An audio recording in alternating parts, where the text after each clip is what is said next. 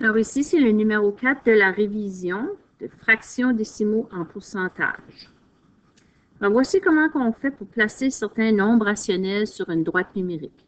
Alors ici, j'ai la droite numérique à partir de 4 jusqu'à 5 et je l'ai divisée en dixièmes. Donc, il y a 10 petites lignes entre le 4 et le 5.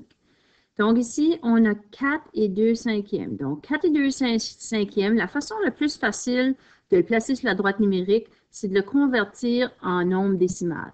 Donc 4 et 2 cinquièmes, ça va me donner le nombre décimal 4 et 4 dixièmes. 25 centièmes, 25 cinquièmes, excuse-moi, on va convertir ça et ça va donner 5 parce que 25 divisé par 5, ça fait bien 5. Ici, 4 et 22 centièmes, on n'a pas besoin de le convertir. En nombre décimal, il est déjà. 4 et 7 dixièmes périodiques, il est déjà aussi.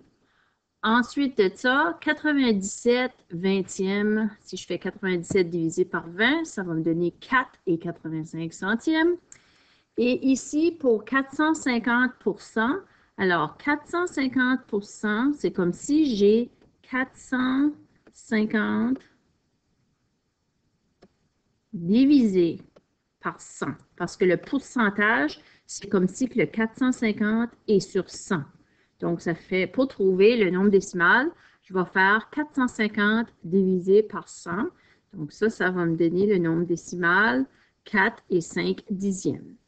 Donc, maintenant, on va aller placer nos nombres rationnels sur la droite numérique en se fiant sur les nombres décimaux. Donc, voici. Le premier nombre décimal ici que je regarde, c'est 4 et 4 dixièmes. Donc, 4 et 4 dixièmes. Donc, ça c'est 4. Donc, 1 dixième, 2 dixièmes, 3 dixièmes, 4 dixièmes. Alors, 4 dixièmes, 4 dixièmes serait ici. 4 et 4 dixièmes, ce serait là. Donc, j'écris par-dessus le nombre fractionnaire 4 et 2 cinquièmes. Le 5, alors le 5, on l'a déjà placé, on va juste placer un point ici pour être capable de l'identifier. 4 et 22 centièmes. Donc, 4, ici, ça c'est 1 dixième, ça ici c'est 2 dixièmes. OK, alors 4 et 2 dixièmes, là, ça peut être aussi 4 et 20 centièmes. OK, alors il ne faut pas oublier que je peux ajouter autant de zéros que je veux après les chiffres pour être capable de m'accommoder. Donc ici, vu que c'est 22 centièmes, je vais aller placer, je ne peux pas le placer directement sur la ligne là, parce que si tu le places là, ça ne sera pas bien. Donc, je place juste un tout petit peu après, ici, là, pour faire le 4 et 22 centièmes, ça sera à peu près là. Alors, il faut être le plus juste possible.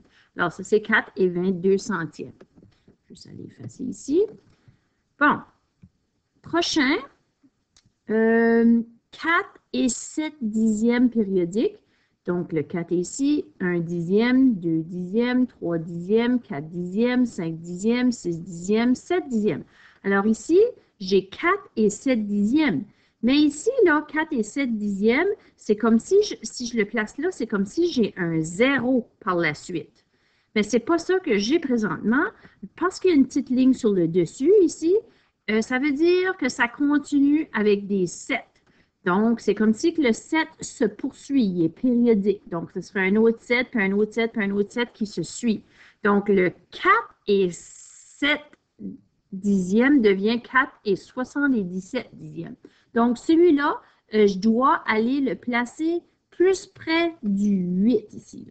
Alors, ce serait plutôt ici que j'irais le placer.